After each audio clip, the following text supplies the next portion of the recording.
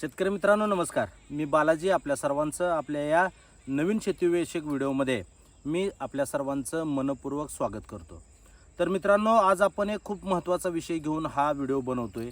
खरं तर आपल्या सर्वांना माहिती आहे की गेल्या काही दिवसामध्ये आपण असे व्हिडिओ बनवले की ज्याच्यामधून आपल्याला ज्या काही चुकीच्या प्रॅक्टिसेस किंवा चुकीच्या पद्धती शेतीमध्ये चालू आहेत त्याच्यावर बोलण्याचा, त्याच्यावर व्यक्त होण्याचा प्रयत्न आपण केला. पण नुसतंच आपण ज्या काय आता चालू असलेल्या पद्धती आहेत त्याच्यावर त्याला चुकीचं आहे म्हणत असताना त्याला पर्याय म्हणून जे काय करायला पाहिजे ते सुद्धा आपण सातत्यानं व्यक्त होतोय, ते पण आपण सांगतोय. त्याच्यामुळं ही जी टॅली आहे दोन्ही विषयांची, म्हणजे एकीकडं आपण जे चुकीचं चाललंय त्याला चुकीचं म्हणतोय आणि ते सोडून आपण काय करायला पाहिजे ह्याचा पण एक महत्त्वाचं म्हणजे जी काय रोडमॅप आहे आपला, किंवा जे काय आपल्याला करायला पाहिजे, किंवा जी आपली खात्रीशीर अशी शेतीची पद्धत आहे तर त्याच्याबद्दल सुद्धा आपण बोलत असतो. तर मित्रांनो, आज आपण असाच एक महत्त्वाचा विषय घेऊन आलो आहे, ते म्हणजे तणनाशकाचा विषय. आता तुम्ही माझ्या पाठीमागं हा प्लॉट बघताय, आपला झेंडूचा प्लॉट आहे. परवाच याची मी जे काही पोस्ट टाकली होती त्याच्यामध्ये आपण सांगितलं की एकही आळवणी नाही, एकही फवारणी नाही, आणि तरीसुद्धा या प्लॉटचे आपण जे फोटो व्हिडिओ काही गेल्या 2-4 दिवसामध्ये शेअर केले तर खूप जणांची उत्सुकता होती याबद्दल सुद्धा जाणून घेण्याची. तर म्हणून मित्रांनो, आपण आता हा व्हिडिओ करतोय ज्याच्यामध्ये आपण हे जे झेंडू पीक आहे त्याच्यामध्ये आपण जे तणनाशक वापरलं आहे, तर हे तणनाशक आणि आपलं जे आपण जे नैसर्गिक पद्धतीनं किंवा जमिनीचं आरोग्य जपून शेती करण्याचा जो आपला जो काय आपला पॅटर्न आहे समजा, किंवा आपण एखादी गोष्ट म्हणतो की अशी केली पाहिजे, तर त्याच्यामध्ये आपण तणनाशकाचं नियोजन कसं करू शकतो, तर याला घेऊन आपण हा व्हिडिओ करतोय. तर मित्रांनो, आपल्या सर्वांना माहिती आहे की जसं आपण जे काय रासायनिक कीटकनाशक असतील, बुरशीनाशक असतील, याचा वारेमाप वापर आपल्या शेतीमध्ये करतोय, तर त्याच्यामुळं शेतीचं आरोग्य बिघडतंय हे मान्य. परंतु याचबरोबर याच्या बरोबरीनं म्हणजे खूप सारी तणनाशकं आज बाजारात आहेत. आपल्याला माहिती आहे की या तणनाशकाचा वापरसुद्धा जमिनीसाठी हार्मफुल आहे, किंवा त्याच्यामुळं जमिनीचं आरोग्य बिघडू शकतं. म्हणजे आपल्याला माहिती आहे की पूर्वी पार आपल्या जमिनी भुसभुशीत असायच्या, खूप चांगली वावर आपल्या वावरी तयार असायची, आणि खूप स्पंजसारखी असणारी ही आपली जमीन कधी अशी सिमेंटसारखी झाली हे आपल्याला सुद्धा समजलं नाही. मग आपल्याला प्रश्न पडतो की कधी कधी की मग मातीमध्ये एवढा मुरदाडपणा किंवा एवढा निर्जीवपणा आला कुठून. तर आपल्याला माहिती आहे की ह्या सगळ्या प्रॅक्टिसेसमधून तो डेव्हलप झाला आहे, आणि आज काय झालं आहे, माध्यम म्हणून फक्त शेती राहिली आहे, आणि त्याला जर आपण वरून खर्च नाही करत गेलो तर पिकं डेव्हलप होत नाहीत किंवा तेवढा सपोर्ट देत नाहीत. ही परिस्थिती आहे. मग तणनाशकं आपल्याला कशा पद्धतीने वापरली पाहिजेत जेणेकरून आपल्या पिकाचं किंवा आपल्या मातीचं जे आरोग्य आहे ते राखायचं म्हटलं तर कोणती तणनाशकं आपण मारली पाहिजेत किंवा वापरली पाहिजेत, हे आपण या व्हिडिओमधून जाणून घेऊया. तर मित्रांनो, आपल्याला माहिती आहे की राऊंडअप असेल, मिरा 71 असेल, किंवा अजून खूप सारी तणनाशकं आहेत ज्याचा वापर केल्यानंतर आपल्या शेतात असणारं पिकात असणारं तण हे जळून जात असतं किंवा ते नष्ट होत असतं. पण हे होत असताना जमिनीमध्ये खोलवर ज्या काही मुळ्या आहेत त्या मुळ्यासुद्धा डॅमेज होत असतात.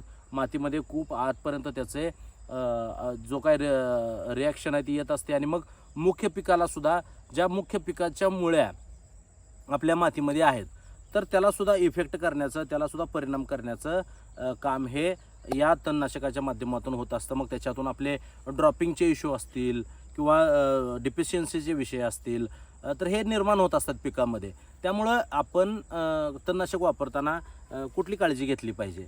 तर मित्रांनो, आपण ही सगळी तणनाशकं जे आपण सांगतोय ती सगळी तणनाशकं आपण वापरली नाही पाहिजेत, आणि फक्त आपण जी काय तणनाशक वापरायला पाहिजे. आता डेमो खरं तर प्रत्यक्ष आपला प्लॉट असल्यामुळं हा व्हिडिओ तुम्हालासुद्धा इफेक्टिव्ह वाटेल, कारण आज आपल्याच प्लॉटवर आपण कालच तणनाशक मारलं आहे, आणि एकाच दिवसामध्ये अशा पद्धतीची परिस्थिती आपल्या प्लॉटमध्ये आपण बघू शकतो की पूर्णपणे म्हणजे जे गवत आहे ते पूर्णपणे एका दिवसामध्ये खूप चांगल्या पद्धतीनं जळून गेलेलं आपल्याला दिसत असेल. तर मित्रांनो, याचा जर खुरपण करण्याचा जर खर्च आपण विचारात घेतला तर 4 ते 5 हजार रुपये आपल्याला या खुरपणाला लागले असते, अशी सगळी परिस्थिती या प्लॉटमध्ये आहे. आणि खूप म्हणजे अक्षरशः खूप सारं तण आपल्या या सध्या पिकामध्ये आपल्याला दिसते. मल्चिंगवर असलेला झेंडू सोडला तर मध्ये असलेलं खूप मोठं जे अंतर आहे ते सगळं गवतानं माखलेलं आहे. आपण या प्लॉटवर खरबूज पीक घेतलं होतं आणि त्याच्यानंतर त्याच ह्याच्यामध्ये आपण झेंडू लागवड केलेली आहे. मग मित्रांनो आपण कुठलं तणनाशक मारलं आहे? तर मित्रांनो ही तणनाशक मारत असताना आपण आपल्या ह्याच्यामध्ये पॅराकॉट म्हणजे आपण ओझोन म्हणूया किंवा बरीच नावानं आपल्याला पॅराकॉट हा घटक आपल्याला माहिती आहे की अनेक ह्याच्यामध्ये ग्रामोझोन असेल किंवा बऱ्या ह्याच्यामध्ये बऱ्याच नावानं आपल्याला मिळतो. पण पॅराकॉट हा जो घटक आहे तर त्याचा वापर आपण याच्यामध्ये केला आहे. मग तुम्ही म्हणाल की असं कसं, मग ह्या तणनाशकामध्ये आणि बाकीच्या तणनाशकामध्ये काय फरक आहे? तर आपण जर आपल्या पिकामध्ये आपल्या ह्याच्यामध्ये जर आपलं कडू गवत म्हणू किंवा आपण त्याला जालिंदर म्हणतात काय भागामध्ये त्याला काँग्रेस म्हणतात, तर हे जे गवत आहे ह्याचं जर प्रमाण कमी असेल तर पॅराकॉट हे बाकीच्या इतर तणावर खूप चांगलं रिझल्ट देतं. आपण आता खरं तर प्रत्यक्षातच बघत आहात की काल जर तणनाशक मारलं असेल आणि एकही इंचवर सुद्धा कुठं हिरवळलेलं तण आपल्याला दिसत नाही, संपूर्ण पद्धतपणानं राख ह्याची झालेली आहे. म्हणजे आपण जर आपल्याला जर कडू गवत असेल किंवा जालिंदर असेल तर आपण फेरिओ किंवा टर्मिनल या तणनाशकाचा वापर करू शकतो. आता अनेक कंपन्याची अनेक नावाने येत असतील, साधारणपण आपल्याला जी नावं माहीत आहेत तर त्याचा आपण माहिती देण्याचा प्रयत्न करतोय. आणि जर आपल्या याच्यामध्ये त्याचं प्रमाण कमी असेल तर आपण हे पॅराकॉट असलेलं मग ग्रामोझोन असेल किंवा ओझोन असेल याचा वापर करू शकतो. आता मित्रांनो हे कसं फायदेशीर ठरतं हे मी सांगतोय आता 2 मिनिटामध्ये आपल्याला. तर आपल्याला माहिती आहे की आपली इतर जी तणनाशक आहे ती सिस्टमॅटिक पद्धतीनं काम करतात आणि हे जे तणनाशक आहे हे कॉन्टॅक्ट पद्धतीनं काम करतं. म्हणजे हे ज्यावेळेस तणनाशक आपण पिकावर मारत असतो त्यावेळेस ते जमीन लेवलला गेल्यानंतर न्यूट्रल होतं आणि जमिनीच्या आतमध्ये मात्र मुळीपर्यंत ते तणनाशक जात नाही किंवा त्याचा इफेक्ट होत नाही. हे वरचा जो संपूर्ण तणाचं जे अवशेष आहेत त्याला मात्र पूर्णपणानं जाळून टाकण्याचं काम करतं. याचा तोटा बघितला तर आपण काही दिवसानंतर म्हणजे साधारण 3 आठवड्यानंतर 1 महिन्यामध्ये आपल्याला परत एकदा त्याचा स्प्रे घ्यावा लागतो. हा याचा तोटा आहे. म्हणजे आपल्याला इतर तणनाशक आपण मारले तर जळायला आपल्याला साधारण 8-10 दिवस जातात. त्याच्यानंतर मग महिनाभर आपल्याला रेस्ट असते, महिना 1.5 महिन्यापर्यंत तरी तण येत नाही. पण याच्यामध्ये आपल्याला दुसरा फायदा असा आहे की याची किंमत फार कमी आहे. म्हणजे आपण 400 रुपयाला 1 लिटर म्हणजे साधारण एवढा जर प्लॉट असेल 1 एकराचा तर 1 लिटरमध्ये आपण करू शकतो. याची किंमत तुलनेनं 50%हून कमी आहे इतर तणनाशकांच्या. म्हणजे 400 रुपयाला जर लिटर आलं आणि आपला जर 1 एकराचा प्लॉट ह्याच्यासाठी 5,000 जात असतील आणि ह्याच्यासाठी आपल्याला 400 रुपये जात आहेत. म्हणजे 400 रुपयेमध्ये आपलं 1 एकराचं तणनाशकामध्ये आपलं हे होतं. आता जर खरं तर 5,000 घालून सुद्धा आपल्याला 10-15 दिवसानंतर परत तण दिसायला चालू होतं. म्हणून आपल्याला हे जे तणनाशक आहे हे खूप परवडणार आहे, आपल्या जमिनीचं आरोग्य जपणार आहे. म्हणजे असं नाही की आपण ते परवडतंय म्हणून घेतोय, पण आपला एक उद्देश आहे की आपल्याला मारायचा 2दा त्रास झाला तरी हरकत नाही. म्हणजे 2-2.5 महिन्यामध्ये जरी 2 फवारण्या घ्याव्या लागल्या तरी हरकत नाही. परंतु हे जर आपण सिस्टमॅटिक वापरलं तर मग आपण ही जी सगळी काळजी घेतोय की आपल्या ह्याच्यामध्ये बॅक्टेरियल वाढ झाली पाहिजे, बाबा जीवाणू वाढले पाहिजेत, जीवाणू जगले पाहिजेत, माती समृद्ध झाली पाहिजे, तिचं आरोग्य टिकलं गेलं पाहिजे, तिचा भुसभुशीतपणा प्रॉपर असला पाहिजे, मुळ्यांची वाढ होण्यासाठी आवश्यक असणारा त्याच्यामध्ये जो नायट्रोजन तो त्याला मिळाला पाहिजे. ह्या सगळ्या ज्या गोष्टीवर काळजी घेतो आपण ती एका तणनाशकानं आपण गमावून बसू शकतो. म्हणून आपण सिस्टमॅटिक हार्बिसाईड घेण्याऐवजी आपण हे कॉन्टॅक्ट हार्बिसाईड याच्यामध्ये वापरलेलं आहे आणि त्याचा रिझल्ट आपण बघताय की अप्रतिम असा रिझल्ट आहे. म्हणजे आपण सकाळी फवारलं तर संध्याकाळी सुद्धा आपल्याला चांगल्या पद्धतीनं ते जळालेलं पाहायला मिळतं. आणि आपण आता याच्यामध्ये थोडाफार जर धनुरा म्हणू आपण किंवा कडू गवत म्हणूया, त्याचं जर थोडंसं आपल्याला 15-20 दिवसानंतर ज्यावेळेस ते दिसायला लागेल तर त्याच्यानंतर आपण याच्यामध्ये पॅराकॉट झाल्यानंतर टर्मिनल किंवा फेरेओ मारलं तर सगळंच तण म्हणजे ते पण सिस्टमॅटिक नसून ते पण कॉन्टॅक्ट तणनाशक आहे आणि त्याच्यामुळं आणि ह्याच्यामुळं जमिनीचं नुकसान होणार नाही आणि आपल्या जमिनीचा पोत आहे असा ठेवून आपण ही पिकं चांगल्या पद्धतीनं आणू शकतो. मित्रांनो, आताचा काळ खुरपत बसायचा पण नाही. लेबर प्रॉब्लेम किंवा मजुरीचे विषय खूप गंभीर आहेत आपल्या सर्वांच्या समोर आणि मग आपल्याला हे पण करायचं आहे आणि मातीचं आरोग्य पण. आता आपण बऱ्याच गोष्टी अशा करत आलो की त्याच्यातून मातीचं नुकसान होतं हे आपल्या सर्वांना कळलं आहे. म्हणजे कितीतरी वेळा अशा प्रसंगाला आपल्याला सामोरं जावं लागतं की आपण मातीला आई म्हणतो कधी कधी, म्हणजे आपल्या बोलण्यात आपण सातत्यानं सगळ्यांच्याच आपण काळी आई म्हणून मातीचा जे शेतीचा उल्लेख कायम अभिमानानं निष्ठेनं करत असतो.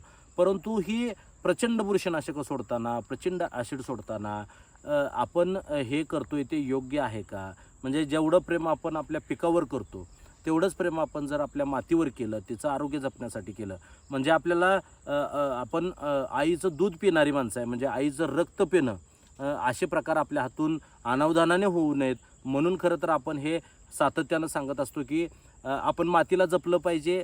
कारण आपल्या उदरनिर्वाहाचा, आपल्या जगण्याचा तो एकमेव सुरक्षित असा मार्ग आहे जो आपल्या पिढ्यानपिढ्या आपल्याला चालत आलेला आहे. तो आपण आपल्या मुलालासुद्धा किंवा आपल्या येणाऱ्या पिढींनासुद्धा तो वारसा म्हणून आपण शेती हा व्यवसाय देणार आहे.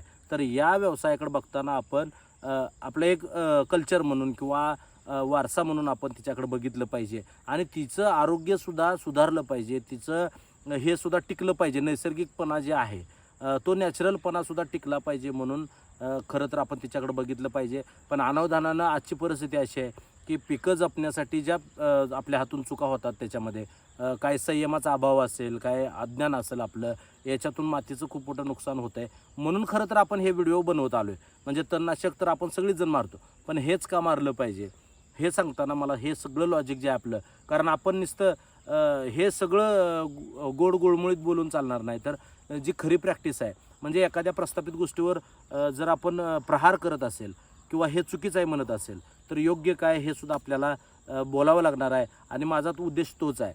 मी जिथं जिथं चालू काय आळवणीचं नियोजन असेल, शेड्यूलचा झोल म्हणून आपण व्हिडिओ केला, बरेचसे व्हिडिओ आपण केले, त्याच्यामध्ये आपण जे चुकीचं आहे ते सांगितलं, पण ते सांगत असताना शेड्यूल कसं राबवायचं हे सुद्धा आपण त्याच व्हिडिओमध्ये सांगितलं. म्हणजे एकीकडे हे चुकीचं आहे सांगत असताना बरोबर काय आहे हे सुद्धा सांगण्याचा आपण प्रयत्न केला आहे. नक्कीच शेतकरी मित्रांनो, प्रत्येक महाराष्ट्रातल्या आपल्या प्रत्येक शेतकऱ्याच्या घरातला शेतकरी पोरगा हा आपल्या चॅनलवर आला पाहिजे, त्यानं आपलं चॅनल सबस्क्राईब केलं पाहिजे आणि हे जे संपूर्ण शेतीचं ज्ञान आहे हे आपण आत्मसात केलं पाहिजे. पिकांचा पर्याय आपल्याला हजार आहे, म्हणजे आपण हजारो पिकं लावू शकतो. हजारो पिकातून आपण शेकडो पिकं आहेत आपल्याला की त्याच्यातून आपण चांगलं उत्पादन मिळवू शकतो. परंतु हे कधी शक्य आहे? ज्यावेळेस आपण आपल्या शेतीची, मातीची काळजी घेऊ, तिचं आरोग्य जपल्यानंतर तिचा सपोर्ट वाढवून आपण ही पिकं आणू शकतो. ना की ही रासायनिक सगळी जी औषधं आहेत त्याच्या जीवावर आपल्याला ही शेती करायची नाही आहे. याला भविष्य नाही आहे आणि याच्यातून फायदा झाला आहे असं गेल्या 4-5 वर्षामध्ये, 10 वर्षामध्ये आपल्या सगळ्यांनी बघितलं की याला भविष्य नाही आहे. कसलंही भविष्य या सगळ्याला नाही. याच्यामध्ये कंपन्या असतील, बाकी सगळी मंडळी, म्हणजे शेड्यूल बनवणारी सगळी मंडळी जी आहेत यांचा 100% त्यामध्ये नफा होऊ शकतो, पण शेतकरी मात्र त्याच्यामध्ये फसवला जाऊ शकतो. म्हणून आपल्याला आपली जी माती आहे त्या मातीची काळजी घेऊन आपल्या पिकांची निगा राखायची आहे आणि एक भरघोस असं उत्पादन, म्हणजे हे करत असताना आपल्याला उत्पादनाशी कॉम्प्रोमाइज अजिबात करायचं नाही. आपल्याला खूप चांगलं उत्पादन त्याच्यामधून घ्यायचं आहे. म्हणून हे सगळे व्हिडिओ आपण बनवतोय. अजून खूप सारे विषय आहेत, म्हणजे आपण सगळं व्यवस्थापनाचे अजून व्हिडिओ केलेले नाही आहेत. ते सगळे व्यवस्थापनाचे व्हिडिओ करणार आहे आपण. आपल्या सगळ्याच पिकांचे जी काय आता आपली सगळी आपली पिकं आत्ता सुरुवात आहे, म्हणजे मधल्या काळामध्ये आपण सगळी पिकं मोडलेली आहेत. आता आपण नव्यानं सगळी पिकं उभा करतोय. त्याचं सगळं पीक व्यवस्थापन आपण या सगळ्या गोष्टीवर चर्चा करत राहणार आहे. आपल्या सर्वांचा सपोर्ट असा आहे, तो असाच राहील ही अपेक्षा करतो. थांबतो. धन्यवाद.